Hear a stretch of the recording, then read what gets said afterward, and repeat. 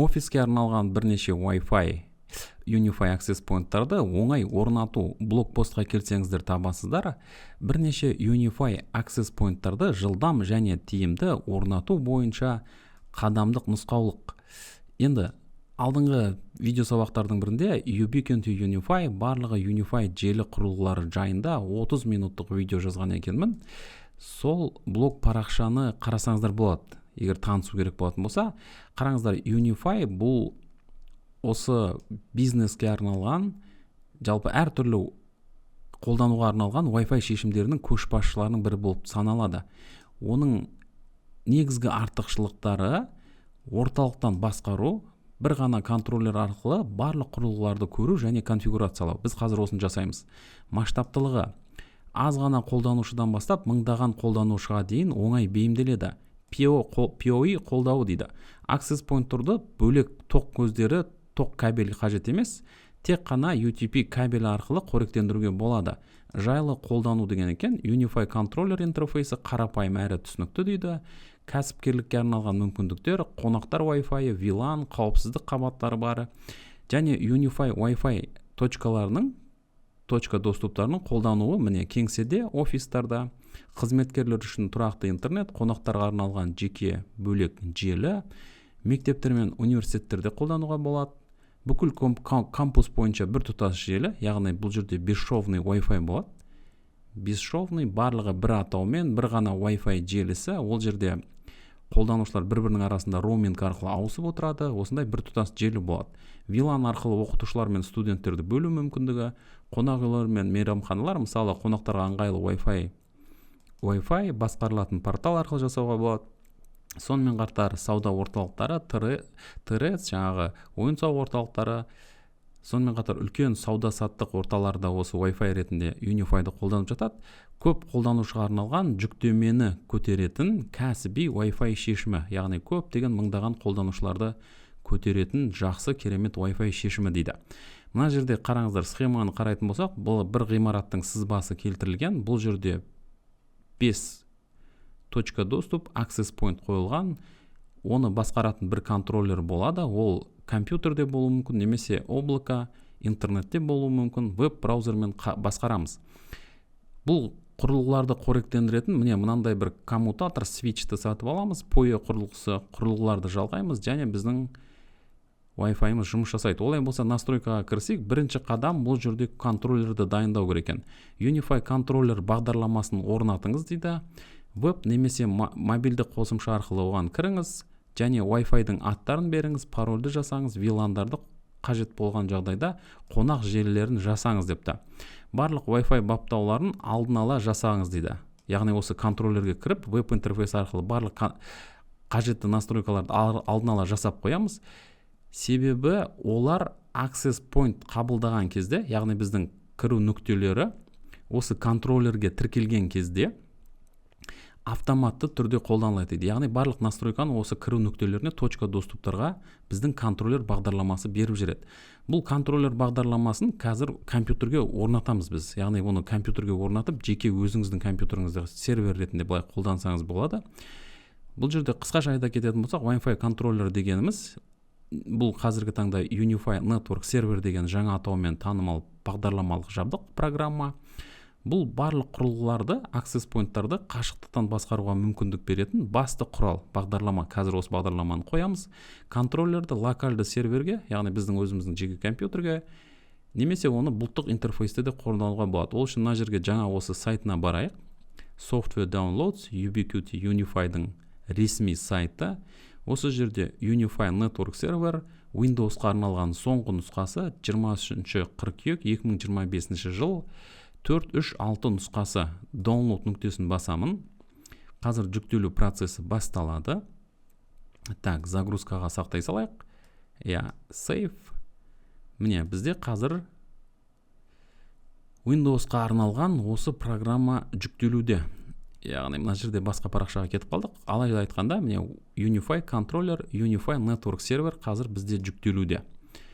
Осы программа жүктелгеннен кейін оны біз операциялық жүйемізге орнатамыз, компьютерімізге, және біздің компьютер осы желіні басқаратын, точка доступтарды басқаратын контроллер network серверге арналады деп айтсақ болады. Одан кейін не істеуіміз керек? Екінші қадам, бұл жерде access poinттарды желіге қосуымыз керек. Әрбір Unify access pointты коммутатор портына қосыңыз. Бұл жерде PoE технологиясы ұсынылады, яғни Power over Ethernet. Бұл жерде бір арнайы бір керемет тамаша қуатты свитчті коммутаторды сатып аламыз. Ол жерде PoE жаңағы порттары болады. Қанша access point, қанша қоректендірілуі қажет құрылғыны байланысты соншалықты порт қажет. Мына жерде көретініміз мысалы 24 порт болуы мүмкін, яғни 24 точка доступты қосуға болады. Енді әрине бұл жерде қуаттың жаңағы бюджеті деген нәрсе бар. Енді 12 жаңағыдай өзінің жаңағы бір шектеулі де болуы мүмкін, яғни қоректендіру мүмкіндігі. Коммутатордың контроллерге жететінін тексеріңіз дейді. Коммутатордың қуаты, барлық жаңағы жылдамдығы осы біздің access poinттарға жететінін қадағалаймыз коммутатордың қуатын. Access point индикаторлары жүктеу кезінде жыпылықтайды, яғни қосылып, осы қоректендіріп тоқ алған кезде ол осы жасыл, қызыл әртүрлі жаңағыдай оранжевый цветте жыпылықтап бізге осы сигнал береді. Оны толықтау таныс үшін тағы да алдыңғы блок сабаққа келсеңіздер, осы жерде қажетті мағлұматтар, сілтемелер қалдырылған болатын. Енді, яғни бар қажетті, значит, демек бізде осы коммутатор серверлік бөлмеде тұрады. Оған біз access poinттарды жаңағы қабырғаға немесе потолокқа үстіне орнатамыз жақсылап. Одан кейін осындай бір арнайы мықты Ethernet кабельді апарып қосуымыз керек. Бұл яғни backhaul деп аталынады, магистральдық линия. 1 гигабит секунд, одан да жоғары жылдамдықта болып, жақсы кабель, жаңағыдай Ethernet кабелі болу керек. Ол осы access pointты қоректендіруге, сонымен қатар ақпаратты таратуға жеткілікті болу керек. Одан кейін access poinттарды контроллерде қабылдау дейді. Енді біз осы жаңағы орнатқан бағдарламаның, программалық серверлік бағдарламаның ішінде осы access poinттарды жүйемізге қосып аламыз. Ол үшін біздің жаңағы точка доступтарымыз зауыттан бірінші келген кезде жаңағы қораптан шығарылған күйінде болу керек, немесе оның reset кнопкасын басамыз. Енді былай жасайық, біздің қазір бағдарламамыз жүктеліп болды. Енді былай жасайық, осы жерде қазір осы программаны орнатайық компьютерге. Міне Unify-дың network сервері, Unify OS Launcher дейді, іске қосамыз.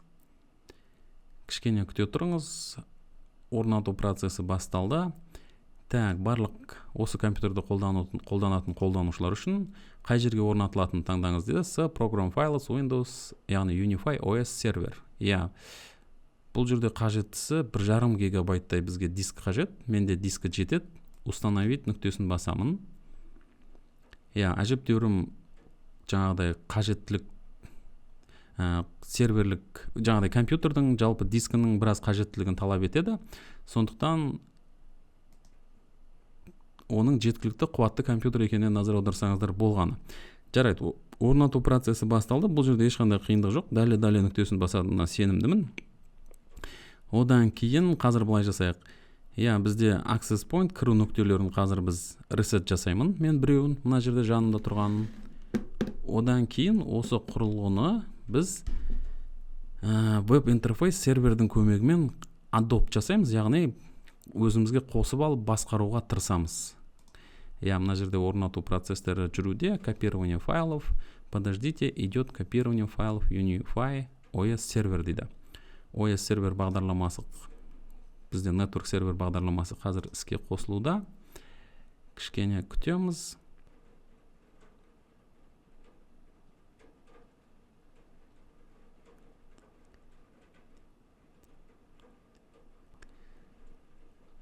Бұл жерде Windows сервер жаңағыдай виртуалды машина платформасын жүктеу орнатуға тура келуде.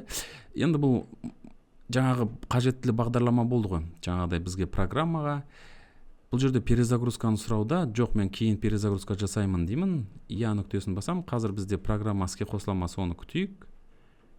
Так, көрейік енді. Unify. Міне Unify OS сервер приложениясы.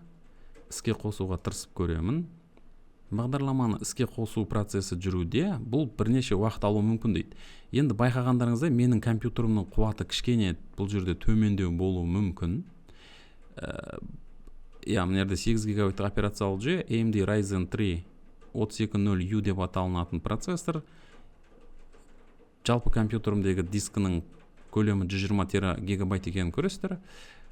Жарайды, мына жерде программаны қосу іске аспады. Бірақтан мен сіздерге айтайын, оны орнатқаннан кейін менде қосымша компьютер бар, қуаттырақ. Бізде Unify Network Server деген программа осылай басталады. Одан кейін осы сервер яғни іске қосылады. Ешқандай қиындық жоқ, осылай бізде серверлік программа іске қосылады. Одан кейін біз браузерде басқаруға тапсырма береміз. Қараңыздар. Бұл жерде локальды 127.0.0.1.80.80 портында бізде осы network серверді веб интерфейспен басқаруға мүмкіндік болады. Ол жерде мен қазір сыртқа шығып кетейін. Міне қараңыздар, Unify веб серверін басқаруға осындай біздің сілтеме болады. Орнатылған бағдарламаның нұсқасы, аты жөні және парольді сұрап тұр бізде. Енді қараңыздар, бұл жерде біз VIT нүктесін басатын болсақ, әрине түсінікті, бұл жерде бір регистрация жасауымыз керек. Регистрацияны қалай жасаймыз? Оның да ешқандай қиындығы жоқ. Бұл жерде Unify, мысалы, қазір былай жасайық. Unify Register for Network Server деп, мысалы, іздей саламыз интернеттен. Одан кейін міне self-hosting Unify серверді, network серверді басқаруға келеміз. Одан кейін осы жерде жалпы тіркелеміз. Логин жасаймыз, тіркелеміз. Бұл жерде шын айтайын ба, тіркелуде ешқандай қиындық жоқ. Оны сіздердің Gmail болса болды, шын айтқанда. Мысалы, мен қазір мына жерде өзімнің Gmail парақшамды қолданамын. Одан кейін өзімнің Unifyда тіркелу кезінде берген парольді қазір енгіземін.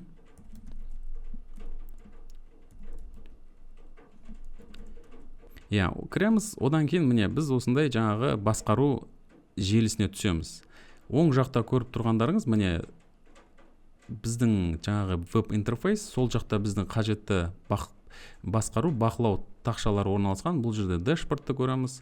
Одан кейін топологиясы желінің, біздің Unify access point-тары, одан кейін клиент құрылғылары, радио жиілік басқару мүмкіндіктері, ішкі жаңағыдай қосымша мағлұматтар, осы құрылғыны басқаруға мүмкіндік бар админдар. Енді мен мына жерде басатын болсам, қазір кейбір мағлұматты сізге көрсете алмаймын. Мысалы, қараңыздар, тіркелген кезде мен қандай да бір атты беремін. Одан кейін статус бұл жерде активті болып тұр. Email көріп тұрғандарыңыздай Gmail. Оның рөлі администратор және оның қашан кіргенін көрсетеді. Жалпы тіркелуде ешқандай қиындық болмайды.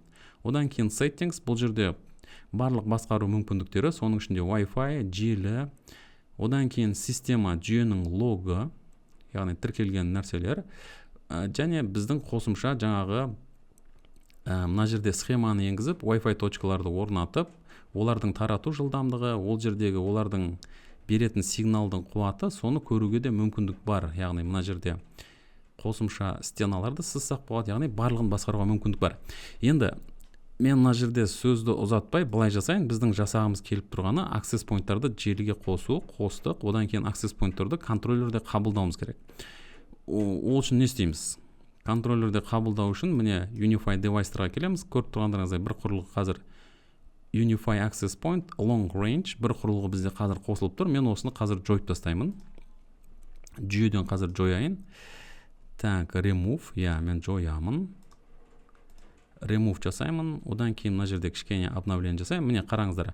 Ешқандай Unify access point точка доступтары біздің жүйеге қабылданбады дейді. Егер сіздің құрылғыңыз көрінбей тұрса, онда олардың осы желіде тұрғанына назар аударыңыз, және олардың іске қосылып тұрғанына назар аударыңыз. Яғни қоректендірілуі керек POE арқылы, және сіздің бір желіде болу керек. Яғни түсінікті, бір маска под сетиде болу керек. Менің құрылғым қазір мына жерде оранжевый свет жанып өшуде, себебі мен оны жүйеден жойып тастадым. Енді мен не істеймін? Бұл жерде мен reset нүктесіне келемін, және де reset нүктесін кішкене басып тұрамын. Бұл жерде свет өшіп қалу керек мүлдем. Міне жасыл жанды, свет өшті, одан кейін барып жасыл жанды. Енді мен access point-ты мына жерге қоямын. Reset нүктесін бастым. Қазір барлық свет өшіп қалды. Енді қазір оранжевый свет жанды. Осыны әрине телефонға түсіріп алсам болатын еді, бірақ жалпы менің істеп отырған тірлігім ешқандай қиын емес. Мына қараңыздар, қазір мен айтам Unify access point reset button деп жаза салайын. Картинка, міне кәдімгі осы кнопканы басып, ресетті басып, так, енді қоректендіру үшін мынандай по адаптерді қолданса болады, немесе жаңағы арнайы switch болса сол арқылы қоректендіруге болады. Одан кейін жаңа ресет кнопкасын басып, мен точка доступты перезагрузкаға жібердім. Қазір ол оранжевый светпен жанып өшіп тұр. Енді мен мына жерге құрылғыларға келемін, апдейт жасаймын.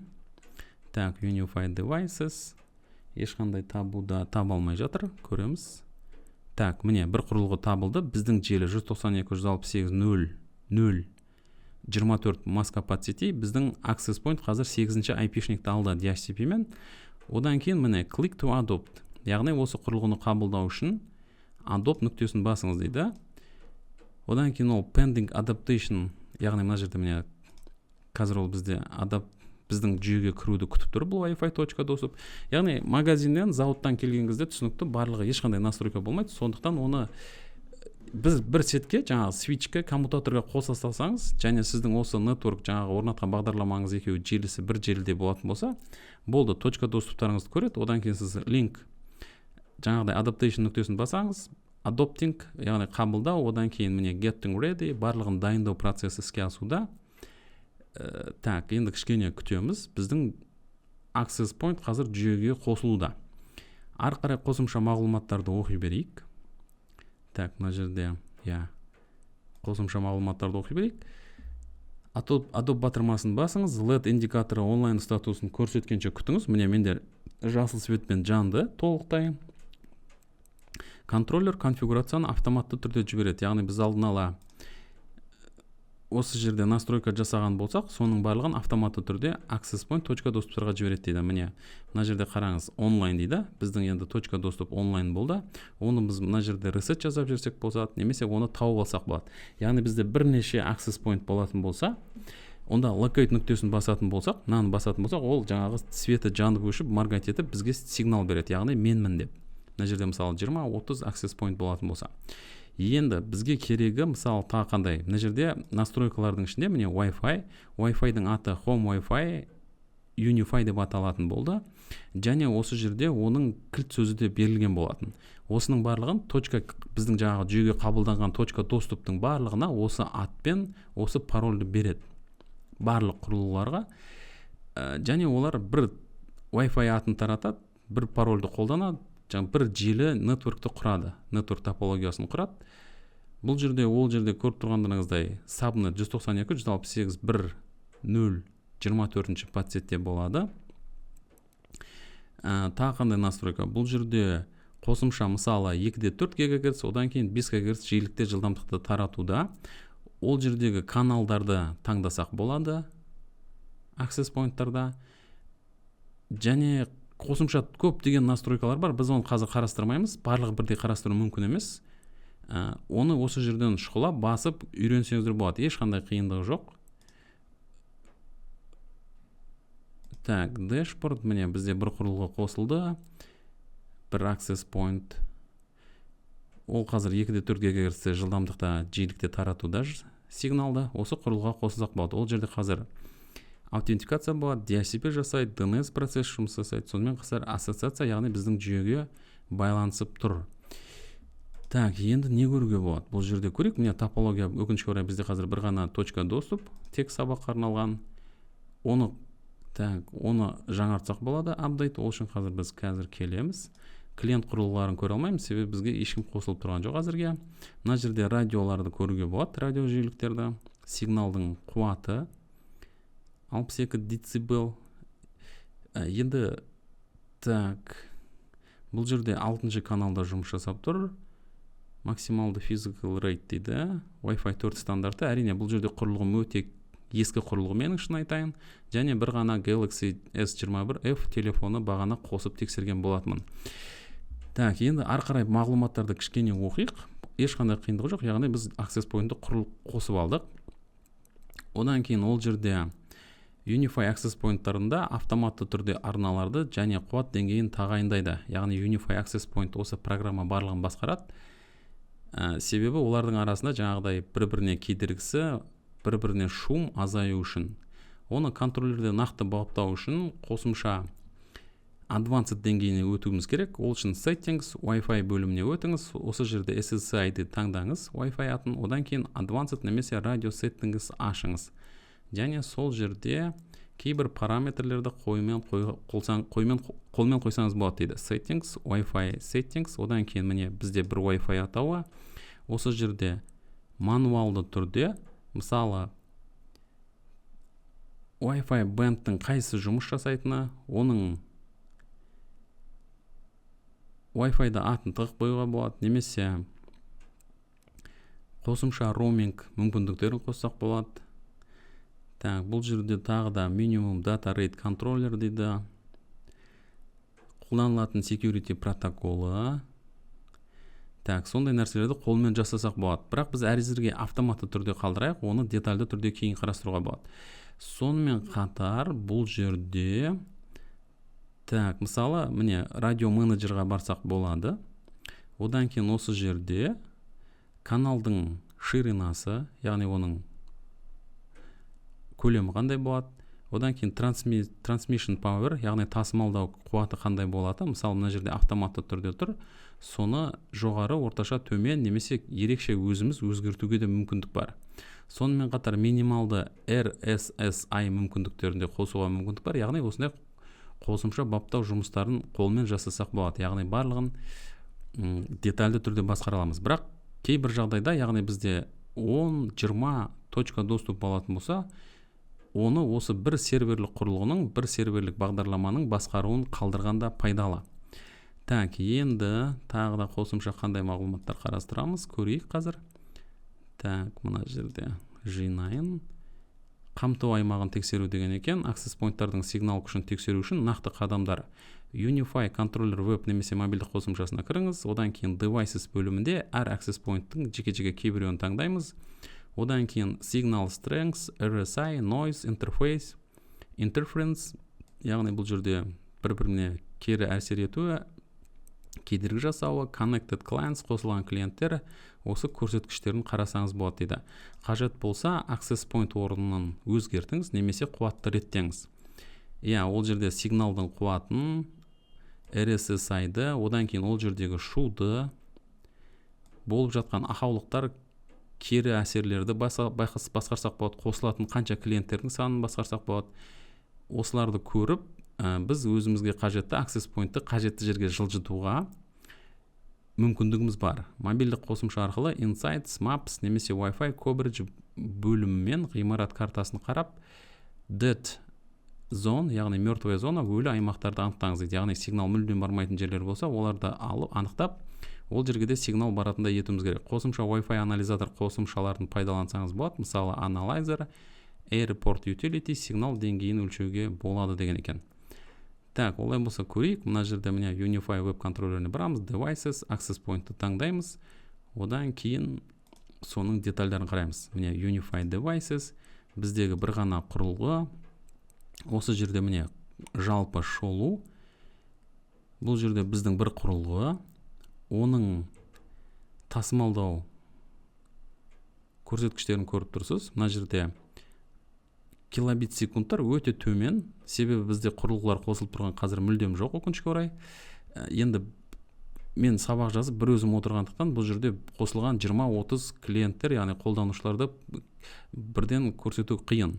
Одан кейін бұл жұмыс жасап тұрған арна, 11-ші арна, 2,4 ГГц жылдамдықта сигнал таратып тұр. Бұның жаңағы Wi-Fi тарату жылдамдығының ширинасы, арнаның көлемі десек болады, 20 МГц-те болып тұр. Wi-Fi 4 кішкене ескі, клиенттер қазір жоқ. Так, қазір мен былай жасайын. Мына жерде ұялы телефонымды алайын. Одан кейін қазір мен осы Wi-Fi-ға қосыламын. Так, қосылдым. Енді кішкене жаңарту жұмыстарын жасайын. Так, міне бір клиент қосылды. Ол менде Galaxy S21F телефоны. Бұл жерде қосылып тұрған байланыс өте тамаша, себебі менің телефонмен Access Point бір-бірінің жанында, былайша айтқанда өте жақын тұр. Міне екеуі 1 метр ара қашықтықта тұр. Біздің точка доступтың IP адресі құрылғының нұсқасы, MAC адресі, Wi-Fi-дың аты. Бұл жерде беріліп тұрған жаңағы радио жиіліктің тарату жылдамдығы қазір 100%-ға жақын, өте тамаша, себебі менің құрылғым тағы да өте жақын. Так, бұл жерде жадтың қолданылуы 36%-дай болып тұр. Қосымша статистикалар келтірілген екен. Мысалы, қабылдау, беру, бит жылдамдықтары, осындай терең ақпараттар бар. Одан кейін бұл жерде Fast Ethernet, яғни менде қазір 100 мегабит секунд жылдамдық көлемінде жұмыс жасайды. Менде өте жоғары гигабитте немесе одан жоғары жұмыс жасайтын қазір свитчтер қолданып отырған жоқпын.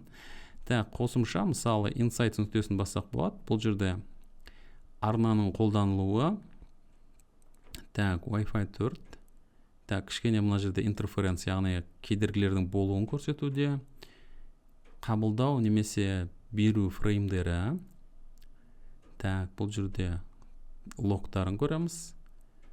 Одан кейін қосымша баптау мүмкіндіктері. Мысалы, біздің точка доступтың радио жиілік арна ширинасын немесе оның тасымалдау қуатын кішкене төмендетуге болады, орташа қоюға болады, немесе жоғарылатуға болады. RSI-да минимум галочкасын қоюға болады. Бұл жерде Wi-Fi mesh жұмыс жасап тұр. Ол бізде қолмен жасалған екен. Так, DHCP конфигурация, әрине бізде құрылғыларға DHCP арқылы IP адрес береміз. Және біздің LED индикаторы әрқашан жанып тұрады. Құрылғыны бұл жерде рестарт жасауға болады, немесе мүлдем өшіріп қоюға болады, disable, яғни ешкім қосыла алмайды. Оны іздеп табуға болады. Мысалы, мынаны басып қоятын болсақ, біз төбеге қараймыз, және біздің құрылғы мигайт етіп бізге сигнал береді. Немесе құрылғыны мүлдем жойып тастауға болады. Енді бұл жерде түсінікті, сабақ ретінде бір ғана құрылғы қолданып тұр, алайда бұл жерде 10, 20 немесе 100 деген access point болуы мүмкін. Так, тағы қандай мәселе? Көрейік. Қосымша баптаулар қажет болса, оны жасаңыз депті. Біз жаңа оның барлығын қарадық деп ойлаймын. Негізі осы, ешқандай қиындығы жоқ деп айтсам болады. Тек қана бұл жерде тіркелу керек. Осы программаны орнату керек. Unify-дың жаңағы лог Gmail-ды, одан кейін пароль жасап тіркелуіңіз керек. Оның барлығы тегін. Одан кейін осы программаға кіресіз. Одан кейін жаңағы құрылғыларды қосып аламыз. Біздің жүйеге сөйтеміз да барлығын басқара береміз. Бар болғаны осы. Яғни ол жерде өзіміздің Wi-Fi-дың атын, паролін, қолданылатын жиіліктерді барлығын басқаруға мүмкіндік болады. Керемет, пайдаланушылар тек SSID-ге қосылады, әр access point үшін бөлек баптау қажет емес. Бір ғана бізде SSID болады, бір Wi-Fi атауы. Болашақтағы access point-тар автоматты түрде конфигурацияны қабылдайды. Біз жүйеге, яғни жаңа access point-тар қоссақ, осы жаңағы жасап қойған настройканың барлығы автоматты түрде оларға барады. Атауы, пароль барлығы. Офис Wi-Fi-ын бақылау, жөндеу және кеңейту барлығы бұрынғыдан оңай дейді. Және бізде өте жоғары жылдамдықта интернет болады. Енді мен қазір телефонда speed testпен тексеретін болсам, бұл жерде қазір менде 86 мегабит шамасында жылдамдықта интернет көрсетіп тұр. Төмен жағында орысша, ағылшынша нұсқасында қалдырылды. Жалпы айтайын дегенім, өзіңіз байқап көріңіз, программалардың барлығы тегін. Бұл жерде ешқандай лицензия, қосымша ақы төлемдер жоқ. Құрылғыны сатып алсаңыз болды. Яғни басында құрылғы кішкене қымбат болады, бірақ оны сатып алсаңыз, оны қолдану шектеуі, ешқандай қосымша лицензия, еш нәрсе қажет емес. Өзіңіз тегін орнатасыз, басқарасыз, үйіңізде, офиста, қонақ үйде, үлкен қашықтықтарда барлық жерде керемет Wi-Fi жасауға мүмкіндік беріледі. Олай болса, бұл сабақ пайдалы болды деген үміттемін. Ұнаса лайк басыңыз. Келесі видеода жүздескенше.